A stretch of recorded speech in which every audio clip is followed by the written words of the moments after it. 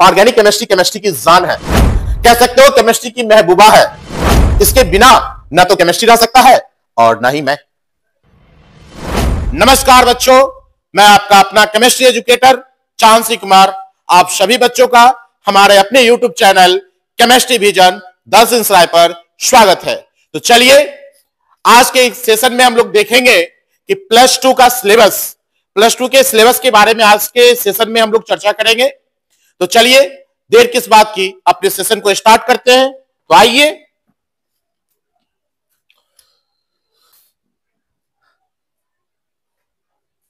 मैं बात कर रहा था, ये जो केमिस्ट्री पेपर है, ये केमिस्ट्री का जो पेपर है वो 100 मार्क्स का होता है।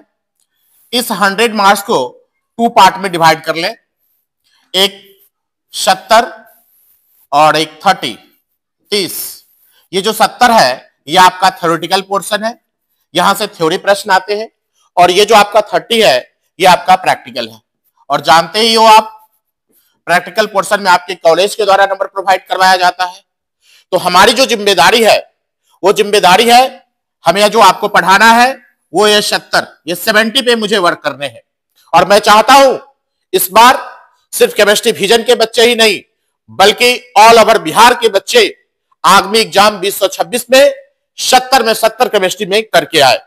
तो इसके लिए आज आप सभी को सिलेबस बताया जा रहा है। इस सिलेबस को ध्यान से देखें, ध्यान से समझें, इसे समझने का प्रयास करें। ये आप एक तरह से कह सकते हैं आपके लिए एक रोड मैप का काम करेगा।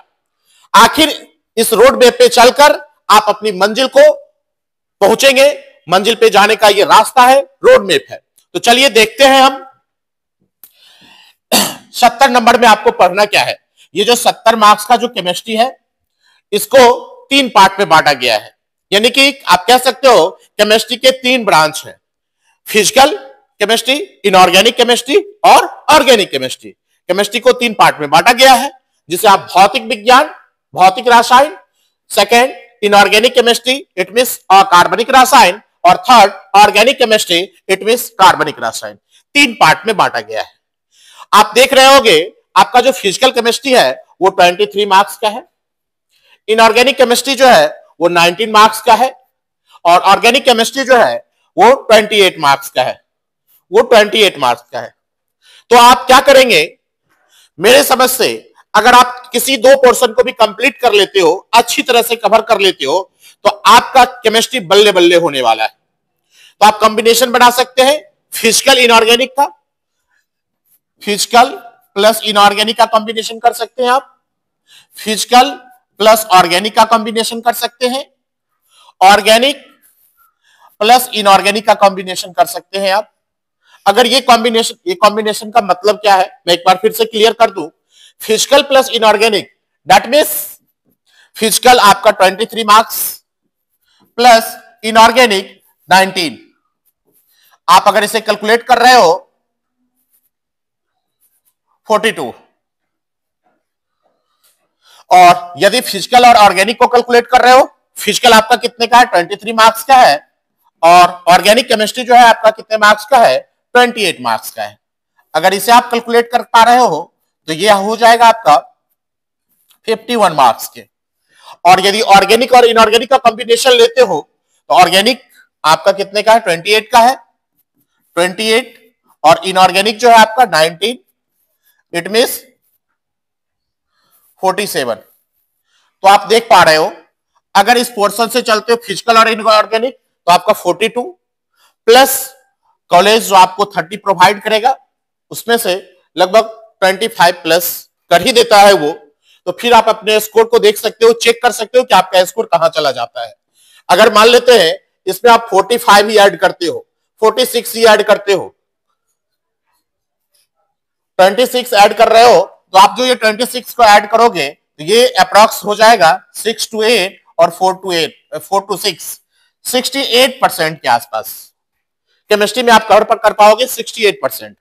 ठीक उसी प्रकार अगर आप इसमें 26 ऐड कर रहे हो, ये आपका हो जाएगा 617 और 527 77। देख रहे हो ना, डिस्टिंक्शन को टच कर रहा है। 75 आ जाने के बाद आपके मार्क्स जो होते हैं ना वो डिस्टिंक्शन मार्क्स कहलाते हैं। तो आप डिस्टिंक्शन के पास जा रहे हो सिर्फ केमिस्ट्री के 2% पे कंट्रोल करके। आप अगर आप तीसरे पोर्शन को देखते हो, तीसरा जो कॉम्बिनेशन मैंने आपको समझाया वो ऑर्गेनिक और इनऑर्गेनिक का है, जिसे आप गेन कर रहे हो 47 नंबर, और इसमें से यदि आप ऐड कर लेते हो प्रैक्टिकल के सपोज दैट 26 मार्क्स, तो आप देख लो ये कितना का हो जाता है कॉम्बिनेशन, 73 का। यहां भी आप डिस्टिंक्शन के करीब आ रहे हो, तो ये भी आपका डिस्टिंक्शन के करीब मार्क्स है। तो कहने का मतलब अगर किसी दो पोर्शन पे आप कंट्रोल कर लेते हैं ना, तो केमिस्ट्री में जो डी लगाने का सपना है ना, 77 75 के बाद आपके मार्क्स के साथ डी आ जाता है। डी का मतलब होता है डिस्टिंक्शन, और ये आपके मार्क्स को, आपकी गुणवत्ता को, आपकी क्वालिटी को बतलाता है कि आपके अंदर इस सब्जेक्ट की क्वालिटी कितनी है। ठीक है, तो ये आपकी क्वालिटी पे जोर देता है। कहीं भी आप मार्क्स दिखाते हो, मार्कशीट दिखाते हो, तो उससे आपको पता चल जाएगा इस बच्चे के अंदर केमिस्ट्री की समझ कितनी है। आपका ये जो डी है इस चीज को बतलाता है कि आपके अंदर केमिस्ट्री की समझ कितनी है, आपने केमिस्ट्री को कितना सीखा है, केमिस्ट्री को कितना समझा है। तो चलिए, तो सबसे पहले हम बात करते हैं, सबसे पहले जो हम बात करने वाले हैं, यहां से फिजिकल केमिस्ट्री की बात करेंगे हम लोग। फिजिकल केमिस्ट्री की बात करेंगे। फिजिकल केमिस्ट्री में जो फर्स्ट चैप्टर है आपका, फर्स्ट चैप्टर सॉलिड स्टेट। उससे पहले मैं बता दूं, फिजिकल केमिस्ट्री में कुल 5 एक्सरसाइज आपको पढ़ने पड़ेंगे, 5 चैप्टर पढ़ने पड़ेंगे, 5 चैप्टर करने को है। ठीक है, जिसमें से पहला चैप्टर आपका है सॉलिड स्टेट, जैसा कि आप देख पा रहे हो, पदार्थ की ठोस अवस्था, जो कि इसके साथ इसके अंक भी दिए गए हैं। अप्रॉक्स 4 मार्क्स के क्वेश्चन इस चैप्टर से रहते हैं एग्जाम में। तो ठोस अवस्था, अभी तक आपने पदार्थ की अवस्थाओं के बारे में पढ़ा होगा। जैसा कि आप जानते हो, पदार्थ की मुख्य रूप से 3 अवस्थाएं हैं। पहली अवस्था ठोस है, द्रव दूसरी अवस्था है, फिर गैस तीसरी अवस्था है। वैसे कहे तो पदार्थ की 2 और भी अवस्था है ना, चौथी अवस्था प्लाज्मा है, और 5वीं अवस्था बॉस-आइंस्टीन कंडेंसेट भी है। लेकिन मेनली अगर देखा जाए तो पदार्थ की 3 ही अवस्था है, ठोस, द्रव और गैस। तो प्लस 2 के क्लास में हमें जो पहला चैप्टर है सॉलिड स्टेट, यहां पे पदार्थ के ठोस अवस्था के बारे में हमें चर्चा करना है। जैसा कि आप देख भी पा रहे होंगे, सॉलिड स्टेट के बारे में चर्चा करना है कि ठोस पदार्थ आखिरकार कैसे होते हैं। आपने बच्चे क्लास में पढ़ा भी होगा, पदार्थ की वैसी अवस्था जिसमें उसका आकार और उसका आयतन दोनों निश्चित होता है, वो क्या कहलाता है, ठोस कहलाता है। जैसे आप देख पा रहे हो मेरे हाथ में जो ये पेन है, डिजिटल पेन है, ये भी पेन, आप बच्चे तो हो नहीं, बता सकते हो निश्चित रूप से कि ये क्या है, ये सॉलिड स्टेट है। नहीं, आप देख रहे हो कि मोबाइल है, मोबाइल भी किस अवस्था में है, सॉलिड अवस्था में है, ठोस अवस्था में है ना। इसका क्या होता है, ठोस अवस्था में वस्तु का आकार और आयतन निश्चित होता है। और भी बहुत सारे डिटेल्स हम लोग बारी बारी से पढ़ेंगे इस चैप्टर के अंतर्गत, बहुत सारे चीजों को सीखेंगे, बहुत सारी चीजों को समझेंगे। हम तो बोल देते हैं बोलने के लिए ठोस अवस्था है, लेकिन ठोस अवस्था के भी ठोस के भी प्रकार है। ठोस भी होते हैं 2 प्रकार के, एक होते हैं क्रिस्टलीय ठोस, दूसरा होता है अक्रिस्टलीय ठोस। यानी कि एक को आप कह सकते हैं क्रिस्टलाइन सॉलिड और दूसरे को कह सकते हैं एमरफस सॉलिड। तो ठोस के भी 2 प्रकार है। जैसे आप महसूस करते होंगे या फिर देखते होंगे, आपने देखा होगा लोहे की छड़, बेंच, डेस्क, ईंट, पत्थर, ये जो आपका डिजिटल पैनल लगा हुआ है, ये सभी सॉलिड स्टेट में है। इसे आप छूते होंगे तो ये कड़ा महसूस होता होगा, दीवार को, पत्थर को, ईंट को छूते होंगे, कड़ा महसूस होता होगा। लेकिन और भी कुछ ठोस है, जैसे स्पंज है, आपने साइकिल के सीट में लगा हुआ देखा होगा, नहीं, वो भी ठोस है, लेकिन वो किस प्रकार का ठोस है। इन सारे चीजों के बारे में हम लोग इस चैप्टर में पढ़ेंगे कि वो सब आभासी ठोस है, अक्रिस्टलीय ठोस है। मतलब जिसे आप झूठ मूठ का सॉलिड कह सकते हो, स्यूडो सॉलिड, ठोस के जैसा दिखता है बट रियल में वो ठोस है नहीं। इनके बारे में हम लोग बात करेंगे इस चैप्टर में। इसके अंदर बहुत सारे सब टॉपिक्स आपको देखने को मिलेंगे। अब बात करते हैं हम लोग, अब बात करते हैं बच्चे, हम बता रहे थे, अब हम सेकेंड चैप्टर को देखेंगे। सेकेंड चैप्टर जो है आपका सॉल्यूशन, विलयन। विलयन तो जानते ही होंगे, 2 या 2 से अधिक पदार्थों का समांगी मिश्रण विलयन कहलाता है। नहीं, जैसे आपने विलयन बनाया भी होगा घरों में, पानी है और पानी में आपने ऐड कर दिया नमक, ये किसका सॉल्यूशन तैयार हो गया, पानी और नमक का। यानी विलयन चैप्टर में हम लोग देखेंगे बिलियन किस प्रकार के होते हैं, बिलियन कितने प्रकार के होते हैं, विभिन्न प्रकार को आप लोग सीखेंगे, विभिन्न प्रकारों को समझेंगे और उनके बारे में जानेंगे बिलियन चैप्टर में। उसके बाद हम बात कर ले हमारे तीसरा जो चैप्टर है, तीसरा चैप्टर आपका है इलेक्ट्रोकेमिस्ट्री, वैद्युत रसायन। वैद्युत रसायन के बारे में पढ़ेंगे। आप तीसरा चैप्टर को देख पा रहे हो। तीसरा जो चैप्टर है वो वैद्युत रसायन है, जिसे आप इलेक्ट्रोकेमिस्ट्री कहते हो, इलेक्ट्रोकेमिस्ट्री। ये चैप्टर भी आपके 5 मार्क्स का है, यानी कि ये चैप्टर टोटल एग्जाम में इस चैप्टर से 5 मार्क्स के प्रश्न पूछे जाते हैं। आप इस चैप्टर में पढ़ेंगे, सेल के बारे में पढ़ेंगे। आप तो जानते भी होंगे सेल क्या है, सेल के बारे में पढ़ेंगे। नहीं, वैद्युत रासायनिक सेल वही है, वैद्युत रासायनिक सेल के बारे में पढ़ेंगे। किसी पदार्थ से होकर विद्युत धारा का प्रवाह किस प्रकार होता है, कैसे होता है, किन किन कंडीशन में होता है, नहीं, उसके चालकत्व के बारे में पढ़ेंगे, उसकी चालकता के बारे में पढ़ेंगे। इन सारे चीजों के बारे में हम लोग जानकारी लेंगे वैद्युत रसायन में। साथ ही साथ इस चैप्टर में हम कुछ बैटरी के बारे में पढ़ेंगे।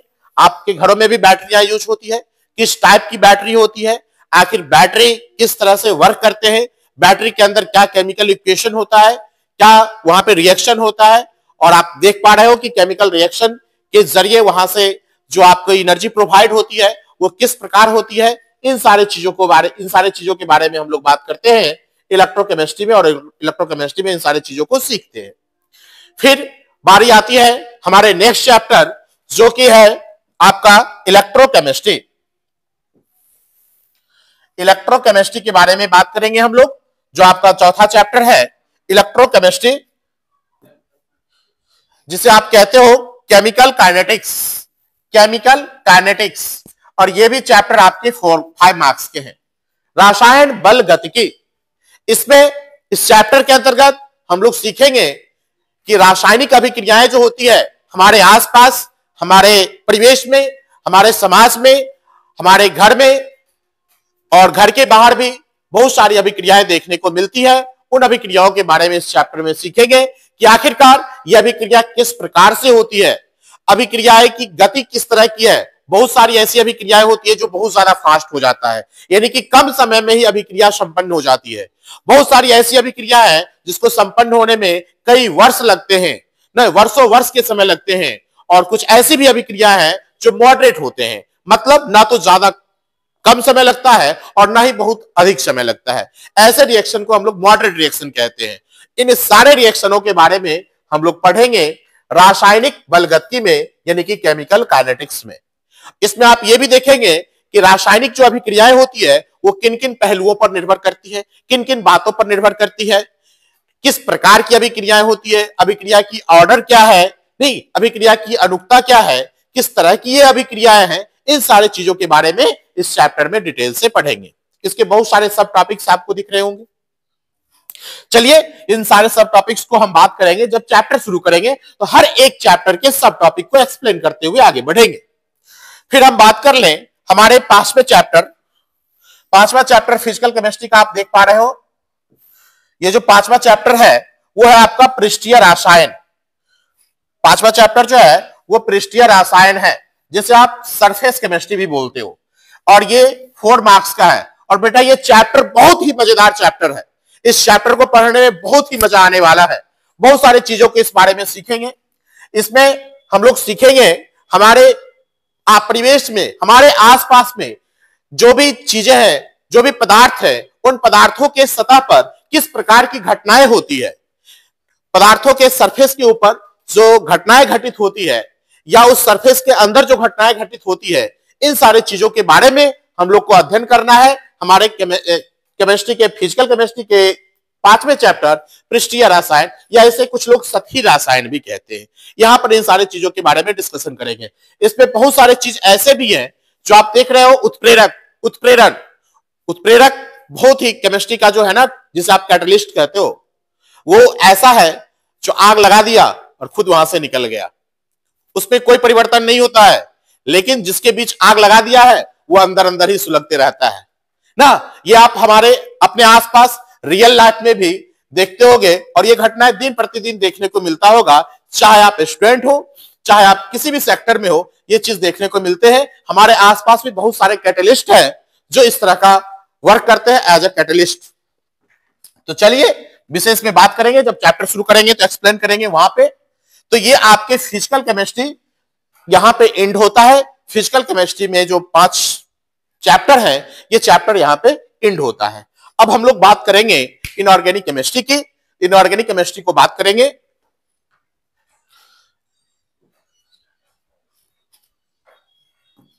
तो अब हम बात करेंगे हमारे केमिस्ट्री के दूसरे पोर्शन, जो कि बहुत ही मजेदार है और इस पोर्शन से बहुत सारे क्वेश्चन आपके आईआईटी में, जेईई में देखे जाते हैं। तो हम लोग देखेंगे हमारे वो पोर्शन केमिस्ट्री का बहुत ही इंटरेस्टिंग पोर्शन है इनऑर्गेनिक केमिस्ट्री, अकार्बनिक रसायन। इस अकार्बनिक रसायन में जो पहला चैप्टर है, इस इनऑर्गेनिक के दृष्टिकोण से पहला और चैप्टर के दृष्टिकोण से छठा। तो ये जो चैप्टर है उसमें है तत्वों के निष्कर्षण के सामान्य सिद्धांत एवं प्रकर्म, general principle and process for the isolation of elements. यानी इस चैप्टर में हम बात करने वाले हैं, आप जो तत्व देख रहे हो, आप जो देख रहे हो सोना है, चांदी, लोहा, एल्यूमिनियम, ये सारे जो तत्व देख रहे हो, क्या ये सारे तत्व इसी अवस्था में है? क्या सोना, चांदी, लोहा, तांबा ये सभी धरती के अंदर रखे हुए हैं या कहीं छुपा के जमा है, वहां से हम निकाल रहे हैं? नहीं, ये सभी प्रकृति में किस रूप में पाए जाते हैं मैं तो अभी बता दूं, लेकिन नहीं, ये मजा आएगा कब? जब आप चैप्टर को पढ़ोगे तब। यानी कि ये सारे चीज जो मैंने आपको बताया, धातु जो है और धातु जो है वो किस रूपों में पाए जाते हैं, कैसे पाए जाते हैं, प्रकृति में किस प्रकार से उपस्थित रहते हैं, किस रूप में उपस्थित रहते हैं, इन सारे चीजों के बारे में हम लोग यहाँ पे पढ़ेंगे। और वो जो प्रकृति में पाए जाते हैं तो कुछ शुद्ध अवस्था में, कुछ अशुद्ध अवस्था में, कुछ मुक्त अवस्था में, कुछ संयुक्त अवस्था में, इन सारे चीजों की जानकारी हम लोग लेंगे इनऑर्गेनिक केमिस्ट्री के इस चैप्टर में। अब यदि हम बात कर लें इसके अगले चैप्टर, ये जो आप देख रहे हो, ये जो है अगला चैप्टर आपका पी ब्लॉक एलिमेंट्स है।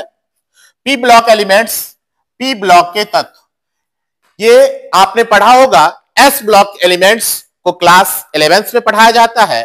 पी ब्लॉक एलिमेंट्स में ग्रुप 13, ग्रुप 14 क्लास 11th का पोर्शन है। और पी ब्लॉक में यहां हम लोग पढ़ेंगे ग्रुप 15, ग्रुप 16, ग्रुप 17, ग्रुप 18।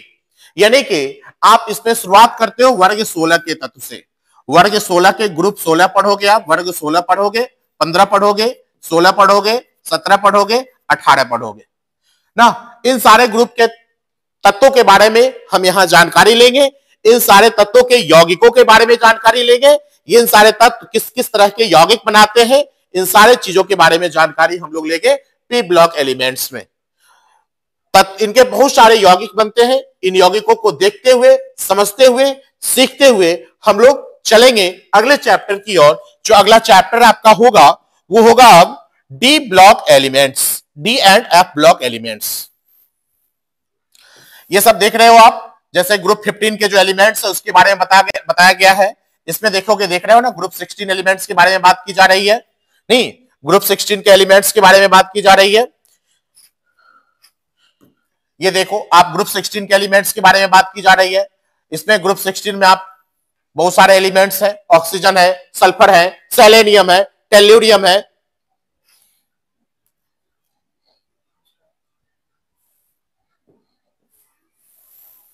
अब हम लोग बात कर लेते हैं, अब हम लोग इसमें नए चैप्टर, अगले चैप्टर की बात कर लें। अगला चैप्टर जो है आपका 8वां chapter, D and F block elements.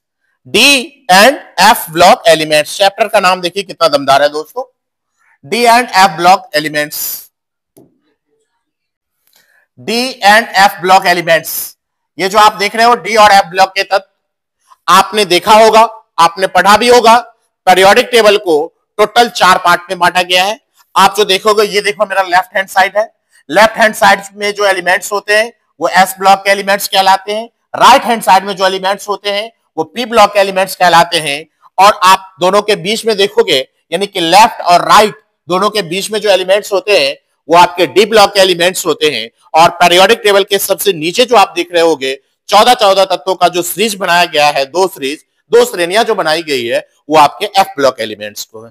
इस प्रकार पूरे पीरियोडिक टेबल को 4 पार्ट में बांटा गया है, S block elements, P block elements, D block elements और एफ ब्लॉक एलिमेंट्स। तो हम लोग बात करेंगे डी और एफ ब्लॉक एलिमेंट्स के। डी और एफ ब्लॉक एलिमेंट्स में मैक्सिमम जो एलिमेंट्स है वो सारे के सारे एलिमेंट्स मेटल है, यानी कि धातु है। उन सारे यौगिकों के बारे में बात करेंगे, सारे यौगिकों के बारे में पढ़ेंगे, सारे के बारे में जानकारी लेंगे और बहुत अच्छे अच्छे उसके प्रॉपर्टीज है, उसके गुण है, उन सारे गुणों को भी यहां से देखेंगे, जिससे बहुत सारे क्वेश्चन आपके एग्जाम में पूछे जाते हैं। अब अगर हम बात करना चाहे अगले चैप्टर को, तो हमारा जो अगला चैप्टर है, अगला चैप्टर जो है कोऑर्डिनेशन कंपाउंड, उपसह संयोजन यौगिक। आप देख रहे हो अगला जो चैप्टर है हमारा उपसह संयोजक यौगिक, जिसे आप कहते हो कोऑर्डिनेशन कंपाउंड, जिसे आप कहते हो कोऑर्डिनेशन कंपाउंड, जिसे आप कहते हो कोऑर्डिनेशन कंपाउंड। तो बच्चे इस चैप्टर में ये जो है ना, केमिस्ट्री इसे और भी नामों से जानता है, इसे आप जटिल यौगिक भी कह सकते हो, उपसह संयोजक यौगिक भी कह सकते हो ना। इसमें हम जानेंगे हमारे, आपने कभी कभी देखा होगा केमिस्ट्री में कुछ ऐसे फॉर्मूलाज आपको दिख जाते होंगे जो बहुत बड़ा दिखता होगा, जैसे फिटकरी का फॉर्मूला बहुत सारे बच्चों को याद भी नहीं रहता होगा। तो इन जटिल यौगिकों के बारे में हम इस चैप्टर में पढ़ेंगे। आखिर जटिल यौगिकों का नामकरण किस प्रकार से करते हैं, जटिल यौगिक होते क्या है, इन सारी चीजों के बारे में इस चैप्टर में बात करेंगे। कोऑर्डिनेशन नंबर क्या है, कोऑर्डिनेशन नंबर किस प्रकार से निकाला जाता है, इन सारी चीजों की जानकारी हम डिटेल से इस चैप्टर में लेंगे। और यहां पर जो आप ये देख रहे हो, यहां पर आपका ये इनऑर्गेनिक पोर्शन एंड हो जाता है। और फिर हम लोग बात करेंगे हम अपने अगले केमिस्ट्री के पोर्शन, जो बहुत ही हमारा इंटरेस्टेड चैप्टर होता है, और या कह सकते हो इंटरेस्टेड चैप्टर तो होता ही है, साथ ही साथ इंटरेस्टेड पोर्शन भी कह सकते हो। बहुत सारे बच्चे तो बहुत ज्यादा ही इंटरेस्ट लेते हैं। जब मैंने शुरू किया था ऑफलाइन बैच में, तो बहुत सारे बच्चे तो कहे थे कि सर पहले ऑर्गेनिक से ही शुरू किया जाए। लेकिन ऑर्गेनिक से शुरू किया जाए, अच्छी बात है, ऑर्गेनिक की समझ अच्छी है, लेकिन सारे बच्चों की समझ एक जैसी होती नहीं है, सारे बच्चों का अंडरस्टैंडिंग पावर एक जैसा होता नहीं है। इसलिए ऑफलाइन बैच में मैंने तो पहले सॉलिड स्टेट यानी कि फिजिकल केमिस्ट्री पढ़ाया था। चलिए आप लोग जैसा कहेंगे ऑनलाइन में, ऑनलाइन क्लास में आप लोग जैसा कहेंगे, पहले फिजिकल तो फिजिकल आ जाऊंगा, यदि आप इनऑर्गेनिक कहेंगे तो इनऑर्गेनिक लेके आ जाऊंगा, और यदि आप ऑर्गेनिक कहते हैं लेके आने के लिए तो ऑर्गेनिक लेके आ जाऊंगा। ये आपका डिपेंड करता है। और आप मेरे इस प्रश्न का आप जवाब हमारे कमेंट सेक्शन में आके दे सकते हैं कि सर आपको फिजिकल पढ़ाना है, इनऑर्गेनिक पढ़ाना है या फिर ऑर्गेनिक पढ़ाना है। तो ये बच्चों आप क्या टास्क है, आप इसे नोट कर लें और आप कमेंट बॉक्स में आके कमेंट करें कि आपको पढ़ने क्या है। तो चलिए हम लोग बात करते हैं हमारे केमिस्ट्री के अगले ब्रांच, जो कि बहुत ही मजेदार ब्रांच है, और वो है हमारा ऑर्गेनिक केमिस्ट्री। बेटा organic chemistry, organic chemistry chemistry की जान है, कह सकते हो केमिस्ट्री की महबूबा है। इसके बिना ना तो केमिस्ट्री रह सकता है और ना ही मैं भी इसे पढ़ाए बगैर नहीं रह सकता हूं, क्योंकि इसे पढ़ाने की उत्तेजना कह लो या लालसा कह लो हमारे अंदर कूट कूट कर भरी रहती है कि हम पहले पढ़ा ले ऑर्गेनिक केमिस्ट्री। लेकिन बच्चों को देखते हुए, बच्चों का लेवल को देखते हुए, आप सभी बच्चों को कहां से समझना आसान होगा, इन सारी चीजों को देखते हुए हम डिपेंड करेंगे आपके ऊपर कि आपका क्या कहना है, फिर बात करेंगे हम लोग। तो चलिए ऑर्गेनिक केमिस्ट्री में जो आपका, वैसे हॉल ऑफ केमिस्ट्री देखोगे तो आपका ये चैप्टर नंबर 10 होगा, और ऑर्गेनिक केमिस्ट्री का चैप्टर ये 10 होगा, फर्स्ट होगा, और पूरे ओवरऑल चैप्टर 10 होगा।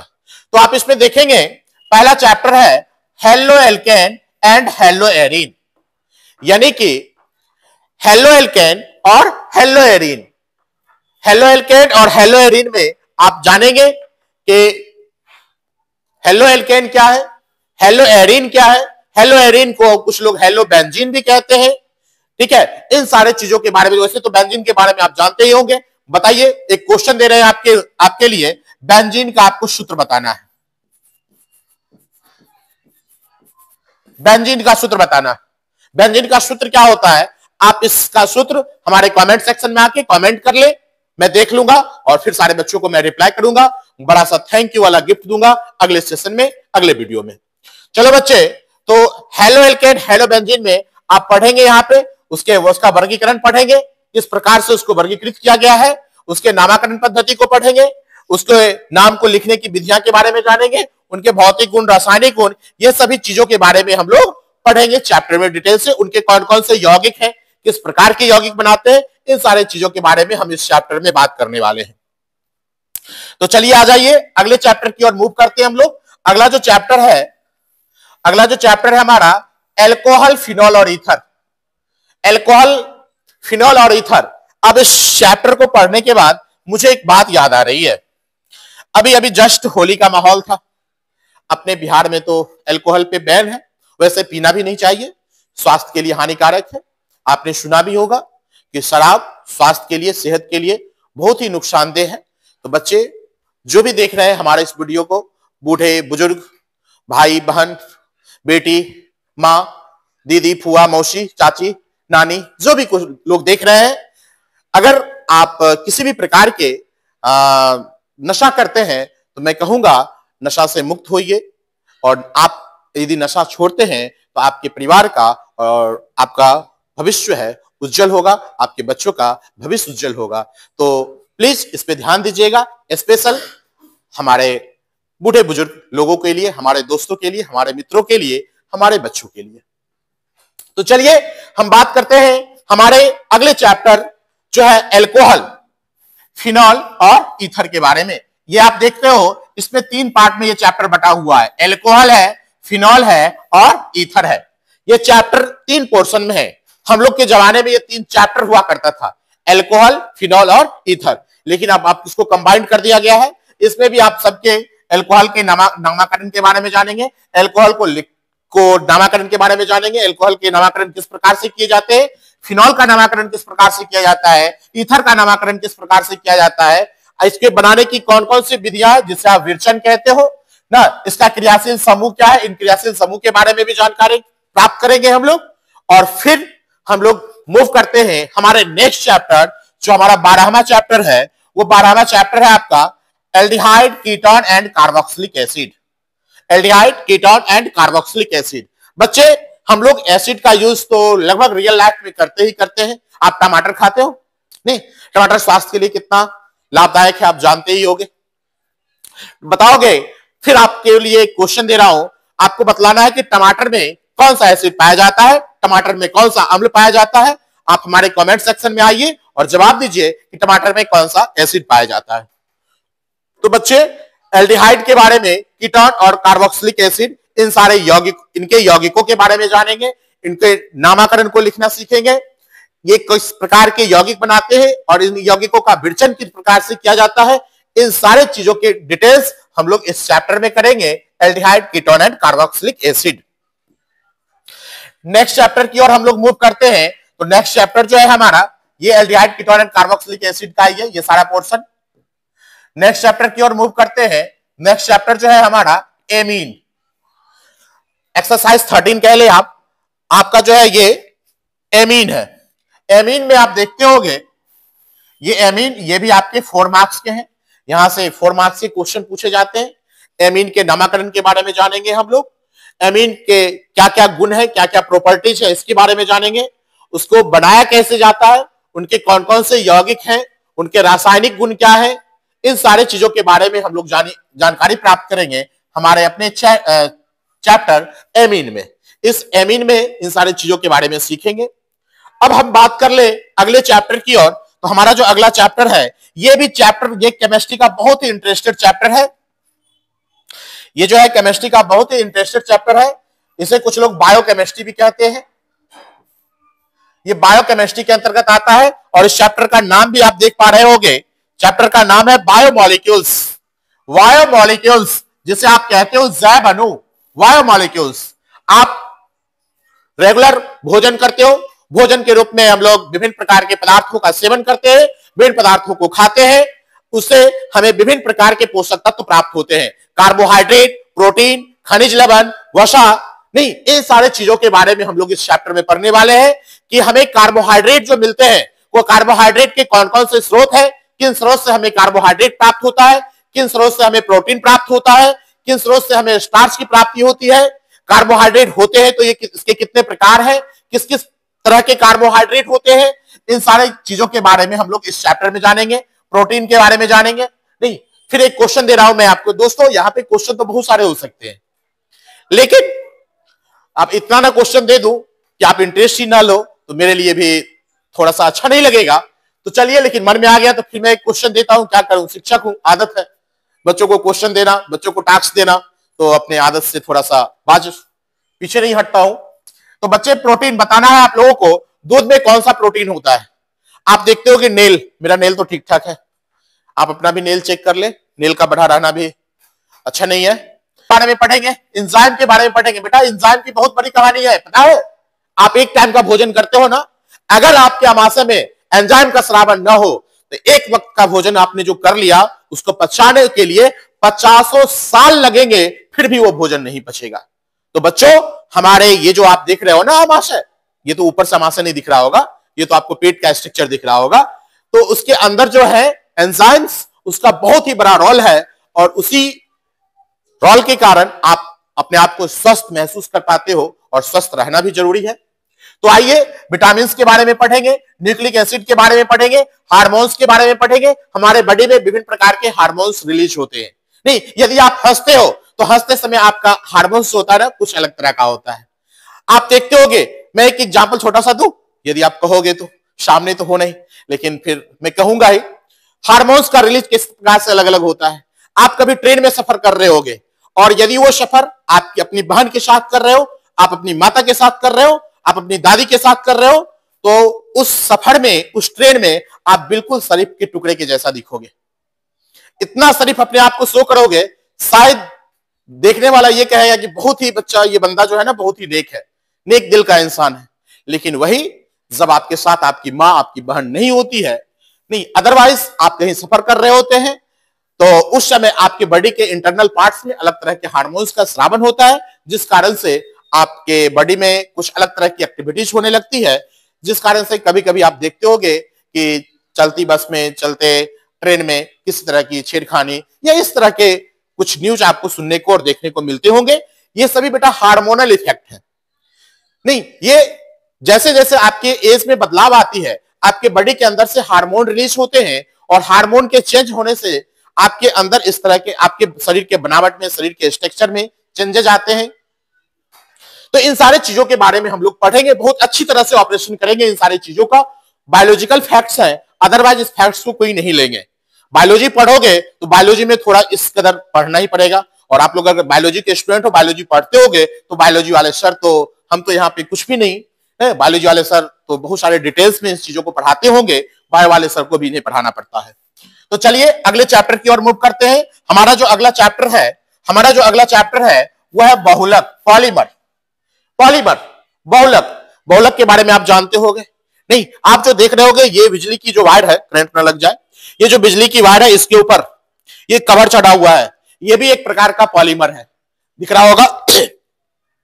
ये भी एक प्रकार का पॉलीमर है। लो मैं दिखा दूं किस तरह की छोटी मोटी व्यवस्था के साथ मैं आप लोग को पढ़ाता हूं, टूटी फूटी व्यवस्थाओं के साथ, देख लें आप लोग भी। तो ये इसके ऊपर जो कवर दिख रहा होगा ना, ये कवर, ये भी एक प्रकार का बहुलक है, पीवीसी, पॉलीविनाइल क्लोराइड है ये, ठीक है। आप कुकर देखे होंगे, कुकर का जो हत्था होता है ना, कुकर का जो हत्था होता है, जो पकड़ने वाला होता है, फ्राई पैन का जो पकड़ने वाला हिस्सा होता है, वो सब भी पॉलीमर्स के बने होते हैं। नहीं, आप देखते होगे स्विच बोर्ड को, देखते होगे बिजली के जो स्विच बोर्ड होते हैं, जो बिल्कुल प्लास्टिक के जैसा दिखता होगा, नहीं रबर आप लोग यूज करते होंगे, ये सभी पॉलीमर्स है, बहुलक है। ये बहुलक कैसे बनते हैं, किस प्रकार के मोनोमर से मिलकर बहुलक बनते हैं, इन सारे चीजों के बारे में इस चैप्टर में हम लोग डिटेल से बात करेंगे। इस चैप्टर में, बहुलक चैप्टर में ना, बहुलक के प्रकार के पढ़ेंगे, बहुलकन क्या है ना, बहुलक के हमारे जीवन में क्या महत्व है, इन सारे टॉपिक्स को इस चैप्टर में हम लोग कवर करने वाले हैं। अब बात कर ले हम अपने नेक्स्ट चैप्टर और केमिस्ट्री का लास्ट चैप्टर। नेक्स्ट चैप्टर के साथ साथ केमिस्ट्री का तो लास्ट चैप्टर है ही साथ ऑर्गेनिक का भी लास्ट ही चैप्टर है। तो आप देख पा रहे हो, ये चैप्टर का नाम है ये चैप्टर का नाम है दैनिक जीवन में रसायन, केमिस्ट्री इन एवरीडे लाइफ। यानी हमारी जो रोजमर्रा की जिंदगी है, इस रोजमर्रा की जिंदगी में केमिस्ट्री का क्या रोल है, केमिस्ट्री का क्या इंपोर्टेंस है, इन सारे इंपोर्टेंस के बारे में, इन सारी चीजों के बारे में हम लोग पढ़ेंगे हमारे केमिस्ट्री इन एवरीडे लाइफ में। हम लोग विभिन्न प्रकार की मेडिसिन लेते हैं, विभिन्न प्रकार की दवा लेते हैं, विभिन्न प्रकार की, जिसे आप औषध भी कहते हो, किस प्रकार से वो काम करता है, किस प्रकार से वो बनते हैं, उसका क्या क्या स्ट्रक्चर होता है ना, इन सारी चीजों के बारे में हम लोग यहां पढ़ेंगे। साथ ही साथ इसमें भोजन में रसायन, यानी कि हम लोग जो खाद्य पदार्थ खाते हैं उसमें भी बहुत सारे रसायन का उपयोग करते हैं। आप देखते होंगे आजकल तो मैं देखता हूं कि छोटे छोटे बच्चे ना, हम लोग के जमाने में 5 पैसा मिलता था, वो भी बहुत रोना धोना पड़ता था 5 पैसे के लिए। और आज वो मैं देख रहा हूं बच्चे, मैं बहुत बड़ी सीख देने वाला हूं, देख लो 5 पैसा, मैं कम से कम 7 दिन 10 दिन पे 5 पैसा मिल जाया करता था, वो भी अपने यहाँ किराना का दुकान हुआ करता था, ये 5 पैसा भी नहीं मिलता था। क्या खाना है, चॉकलेट बिस्कुट दुकान से मिल जाता था। आजकल देखते हैं कि 5 पैसा जो है ना, ये 5 रुपया में कन्वर्ट हो गया है। अगर बच्चा एक बार रोया, एक बार जिद किया, एक पैकेट लिया और वो 5 रुपए का। मैं इस पैकेट पे क्यों चर्चा कर रहा हूं, इसके पीछे केमिस्ट्री की बात है, भोजन में रसायन की बात है, इसलिए मैं इस पे चर्चा कर रहा हूं। आज बच्चे कुरकुरे खाते हैं, चिप्स खाते हैं, और हमारी बच्चियां अभी +2 में, आप लोग भी पढ़ रहे हो, आप लोग को भी मैं देखता हूं क्लास आवर में भी, हमारे ऑफलाइन बैच में भी चिप्स कुरकुरे खाते रहते हो, आपके बैग से चिप्स कुरकुरे निकलते रहते हैं। क्या आपने सोचा है उस चिप्स और कुरकुरे में किस केमिकल का यूज किया जाता है?